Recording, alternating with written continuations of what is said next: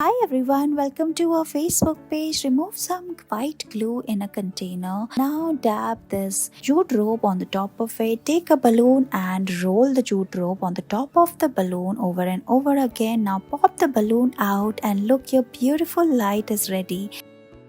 Going to use this empty plastic cup and make a beautiful flower vase. So cut some green sticks and paste it around the cup using hot glue gun. Now we are going to make this beautiful pattern using jute rope. So roll it around the sticks and bend the sticks accordingly and braid it till the top. Now cut the extra part of the sticks using cutter and look, your beautiful flower vase is ready.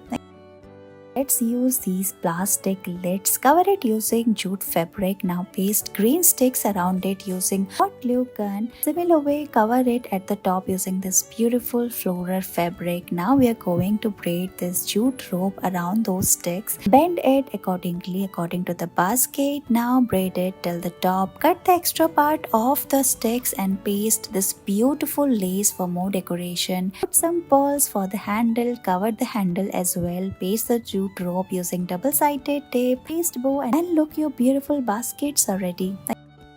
We're going to use this empty plastic bottle and make a beautiful flower vase. So cut the bottle and we are going to cover these green sticks around it. You can easily bend it like this and paste it around the bottle like this. And look, your vase structure is ready. Now we are going to decorate it. So we are pasting this beautiful rope around it. We are using white color of thread. You can use jute rope in place of this or any different color of thread. Now we are going to braid like this. So put it around those sticks and we are going to bend the sticks as well according to the shape of the vase. Now cut the extra thread, paste beautiful lace and flowers for decoration, and look, it is ready.